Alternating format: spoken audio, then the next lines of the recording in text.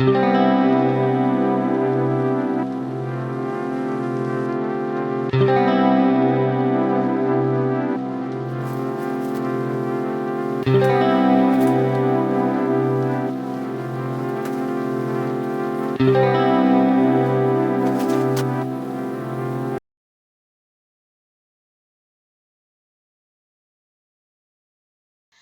the waste paper basket, basket number 3, what we're going to learn is we're going to do our first round basket.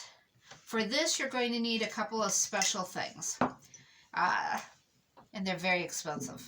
So first thing you're going to need is a 25-cent ball, a little rubber ball from your local vending machine. The second thing you're going to need is going to be a T-pin. T-pins are found in your notions department of any sewing store, Walmart, Joann's, Michael's, any place that sells sewing notions. And all it is what its name implies. It's a T-pin. We're going to use that in conjunction with this to do the spiral pattern for the round basket. Now, it'll become readily apparent why this is so important. This will save your round pail if you'd like. I actually use old ice cream pails. If you want to insert it inside the basket, lift out, throw out, put back into the basket itself, so your basket doesn't get gummy or gross. So gather up all your bits and bobs. We're going to need a lot of number 2 or number 3 round reed, whichever size you want. Again, if you use smaller reed, you're just going to probably have to go around a couple more times. And let's gather it up. Let's get everything soaking. And let's start basket number 3, our waste paper basket.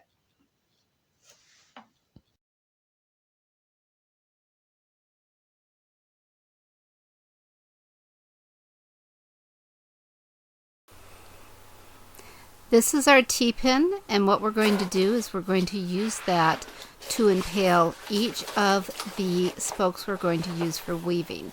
Now, I use 7 spokes, which give you 14 spokes across. If you do use more spokes, you will have a tighter weave.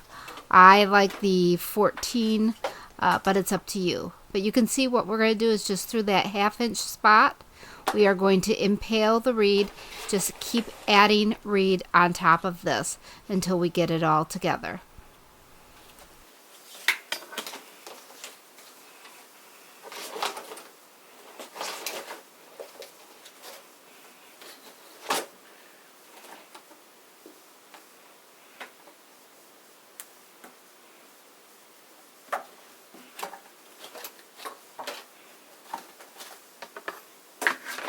Continue to add spokes until you get a number that you like.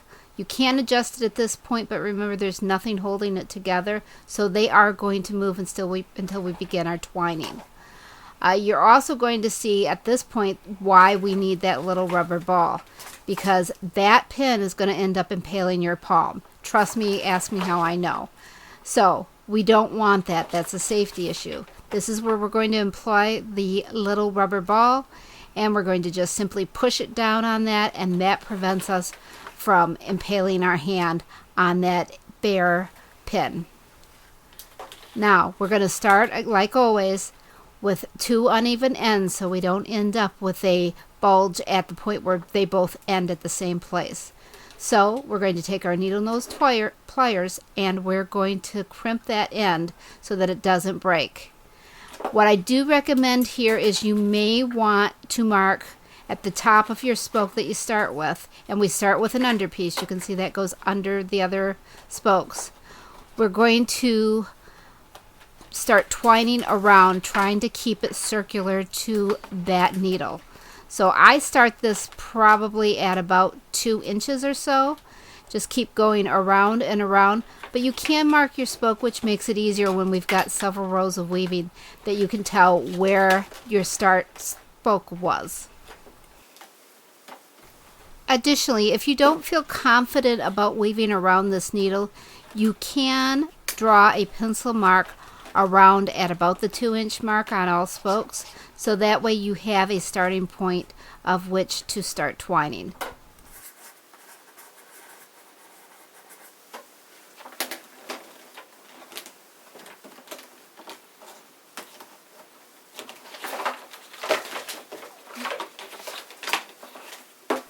At this point, it is a little unwieldy. It's kind of like a reed spider, if you will. Just work through it. If you have a pail that you're going to use to put as an insert, continue weaving until you have that size of the bottom of your pail plus about 1 to 2 inches. If you're not putting in a pail, weave as far as you want that basket to be. I would suggest for a waste paper basket, you're going to be weaving at least, I would say, 6 to 7 inches from the center point of the basket. As you twine around that needle, adjust your base so it's evenly spaced. This is how we're going to end up locking it with our twining, so we want to make sure it's correct.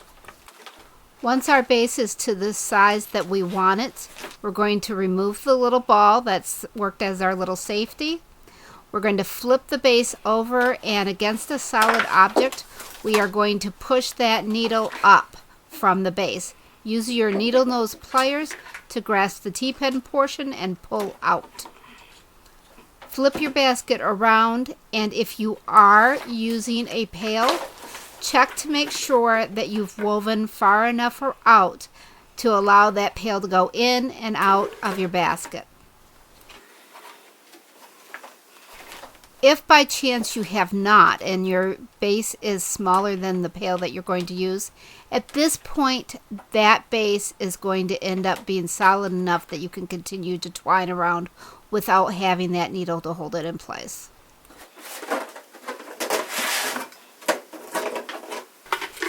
Start by upsetting your base, make sure your pail still fits, and after this all we're going to do for the remainder of this basket is start and stop plating. So this is where we're going to use up any old bits or bobs, anything that you may have laying around, and we're going to use it in this basket to get rid of it and make those random pieces actually useful. Continue to start, stop, weave all the way up, leaving at least maybe 2 to 3 inches above your pail and another additional 5 for cutting and tucking.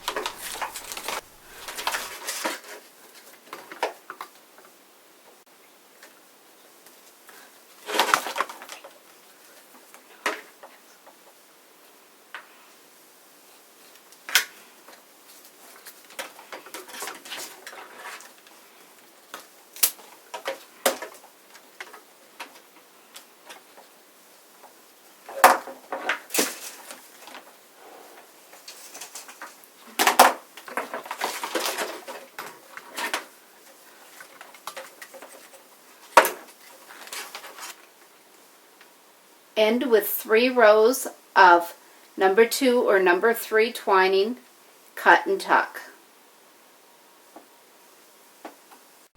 At this point your basket is almost done. Press in the bottom to make sure that it sits flat. We don't want a basket that's going to be roly-poly. Press it down to make sure that it also makes contact with your surface. So here is our pretty basket. It is all woven. And we have cut and tucked the top. It's a little insert in there. The next step we're going to do to finally finish it off is we are going to put a flat oval rim around that. Okay, so here's the bummer. I did actually film this, but I think I erased it because I wasn't happy with it, and now it's gone.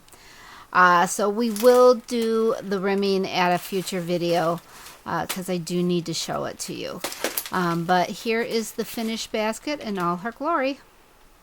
April's basket will be a solid D handle basket. If you don't want to miss it, please hit like and subscribe. And I will see you the second Monday of April. Thanks for watching.